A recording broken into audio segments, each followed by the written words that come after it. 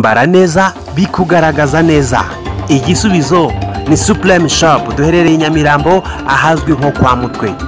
Hamagara kuri iyo telefone ureba kuri screen yawe ubundi tukwiteho.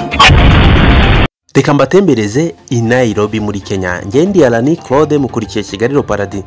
Komeza ukundi ibiganiro byacu nabisangije inshuti zawe ubundi tubane. Reka turebe ko umutekano w'abantu n'ibintu hano muri Kenya Nairobi uba wifashe. Kurikira video. Turi mu modokari. Umugabo twicaranye afashe telefone ye ayishyira hanze y'imodoka. Iyo fresh irakwereka igisambo ahantu cyari kiri, hanyuma kiza kubona uyu musaza turi kumwe, mwise umusaza mu mvugo y'ubu, afite telefone iri hanze y'ikirahuri cy'imodoka. Nawe no umugambi twari twafashe, ni umunyabwenge, yaravuze ati reka ducunge turebe uko ibisambo hani Nairobi biba bimeze. Wa mujura twabonye hirya gatoya yakomeje kudukurikira. Ubu tugeze muri ambuteyage cyangwa se traffic jam yegereye imodoka, ariko kuko ari umupango twapanze ntabwo telefone ahirekura.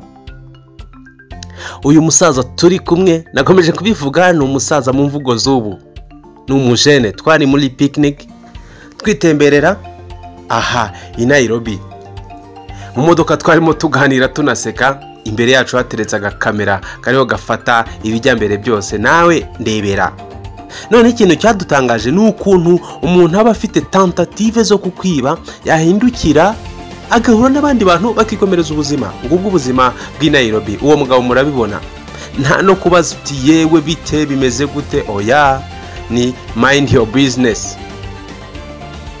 Abanyakigali twarakize koko. Uwa kabiri yaraje nawe arabigerageza, ariko kuko gahunda kwari ugufata iyi video nta nubwo twigeze dusakuza. Murabibona, ntabwo twigeze dusakuza, ntayo twigeze duhamagara, kuko telefone yari ifashwe ku buryo bukomeye, ku buryo uko wayishikuza kose utayishyikira. Nairobi, Kenya. Mu gihe hano mu nce zo mu mujyi iwacu Kigali, Nyabugogo n'ahandi hose ushobora gutwara telefone uyivugiraho, ndetse no mu masaha y'ijoro, ahangaha uzibeshye. Ibaze nawe, ushobora hano iwacu gutwara amafaranga mu ntoki, yewe ukava no muri banki uyafite muri envelope, ukaba wakwambuka umuhanda ukajya guhaha, ukaba wanayahasiga waba uyibagiwe cyangwa se mu bundi buryo. Umuntu akaba yaguhamagara ati wibagiriwe ibintu byawe hano. Ariko reba i Nairobi, mu ruvunganzoka rw'abantu, umuntu agerageza kukwiba. Iyi video yindi nayo tumaze kuva mu modoka twayifashe turo dutembera mu makaritier tugiye gushopinga.